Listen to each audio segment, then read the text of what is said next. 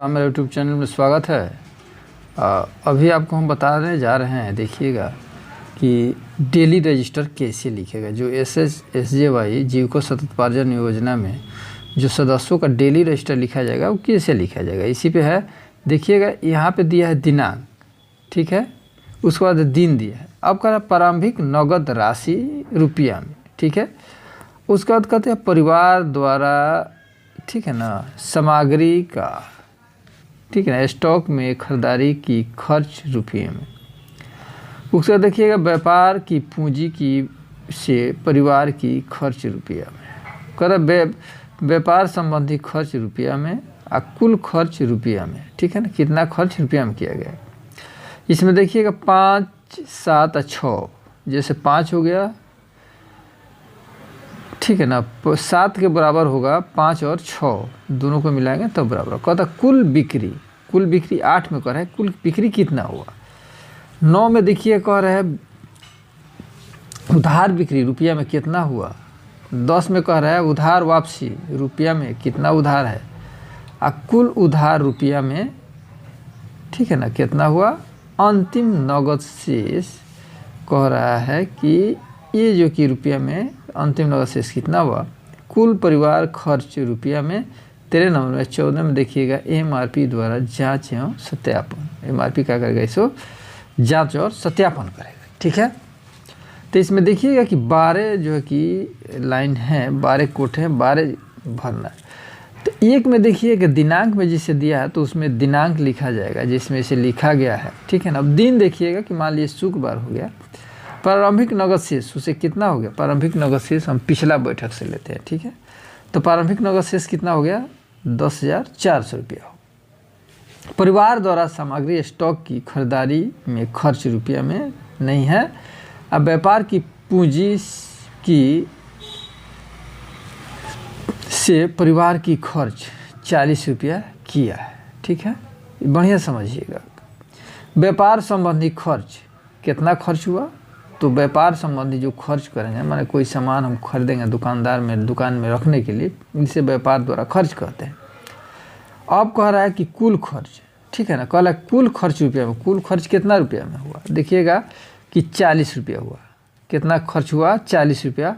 जैसे 5 और 6 कह रहे हैं ना, तो 5 और 6 बराबर कितना, 7 बराबर 5 और 6। तो देखिएगा 7 नंबर में कह रहा है कि कुल खर्च कितना हुआ। तो कुल खर्च देखिएगा कि 5 में कितना हुआ है, 40 रुपया, तो यहाँ पे आ गया 40 रुपया। 6 में कोई खर्च नहीं है तो नहीं लिखा गया, ठीक है ना। अब कह रहा है कुल बिक्री रुपया में। तो कुल बिक्री रुपया देखिए 1000 रुपया उसका सेलिंग है, तो 1000 रुपया यहाँ पे लिखा गया है। अब व्यापार उधार की बिक्री रुपया में कितना उधार दिया गया, तो उधार देखिएगा कि कह रहा है 23 रुपया है। अब कहता है मैंने उधार जो दिया गया उसको लिखना है। उधार वापसी रुपया में कितना जो आप उधार दिए उसमें से वापस कितना आया, तो देख रहे हैं कि 10 नंबर में 20 रुपया लिखा हुआ है। अब क्या कुल उधार रुपया में, ठीक है ना, तो कुल उधार रुपया में जितना होगा उसको जोड़ करके यहाँ पे लिख दिया जाएगा। अंतिम नगद शेष रुपया में, ठीक है ना, अंतिम नगद शेष कितना है, कहाँ, हाथ की राशि, तो देखिए 11,357 रुपया है, तो यहाँ पे लिख दिया गया है। अब कह रहा है कुल परिवार खर्च रुपया में कितना खर्च हुआ, तो यहाँ पे देख रहे हैं ना कितना किया बताइए। जो खर्च किया हुआ ना लिखेगा, जो खर्च होगा उसको यहाँ पे लिख देना है और उसके बाद क्या होगा, SJY MRP जो होगा यहाँ पे सत्यापन कर देगा। तो इसको देखिएगा कि बहुत अच्छा चीज़ है, ठीक है ना। अब उसको तो आपको हम एक डेट में दिखाएं, अब दूसरा डेट में देखिएगा, ठीक है ना। दूसरा डेट में देखिएगा शुक्रवार के, देखना दूसरा डेट में देखिएगा तो कह रहा है कि प्रारंभिक नगद शेष, तो इसमें 13,357 रुपया हो गया। अब कह रहे परिवार द्वारा सामग्री स्टॉक की खरीदारी में खर्च, स्टॉक के लिए खरीदारी द्वारा खर्च किया कितना, 541 रुपया। अब परिवार की पूंजी से परिवार की खर्च कितना है, फिर 40 रुपया किया है। अब व्यापार संबंधी रुपया में कितना व्यापार संबंधी कोई खर्च किया गया, तो इसमें नहीं लिखा है, डैश है। अब देखिए कुल खर्च, तो कुल खर्च 40 का 40 हो गया। कहते कुल बिक्री रुपया में, तो देखिए कि आज कितना बिक्री कर दिया, कल एक उसको अगले डेट का 1000 था, आज की डेट में 1016 रुपया उसका बिक्री है। अब देखिए उधार बिक्री, तो उधार पिछले बार देखिएगा कि 23 रुपया था, इस बार कितना होगा 154 रुपया हो गया। अब उधार वापसी रुपया में, तो उधार कितना हुआ, फिर इसमें 10 रुपये किया। अब देखिए कुल उधार रुपया में कितना, उधार रुपया में उसको यहाँ लिखना है।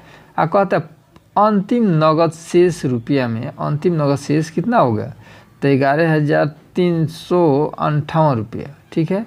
अब यहाँ पर जाइएगा कुल परिवार खर्च रुपया में कितना हो गया, 100 रुपया अपने परिवार में खर्च किया है। तो आप इसको बढ़िया से समझ लीजिए, दिख रहे हैं ना, ये सब ये लिखा हुआ है लेकर के आपको, जो कि आपको 10/9/22 से लेकर के इसमें लिखा है 15/9/22 तक। तो इसको आपको कहीं भी लिखने पढ़ने या समझने में दिक्कत है तो इसे पुनः कमेंट कीजिए और हमें वीडियो को ज़्यादा से ज़्यादा लाइक शेयर कीजिए, सब्सक्राइब अवश्य कीजिए। सब्सक्राइब कीजिएगा तो इससे जो कि सब्सक्राइबर का मोटिवेशन भी बना रहता है, और शेयर भी कीजिए और लाइक करते रहिए। तो धन्यवाद, मैं अपने वाणी को यहीं पे विराम दे रहा हूँ।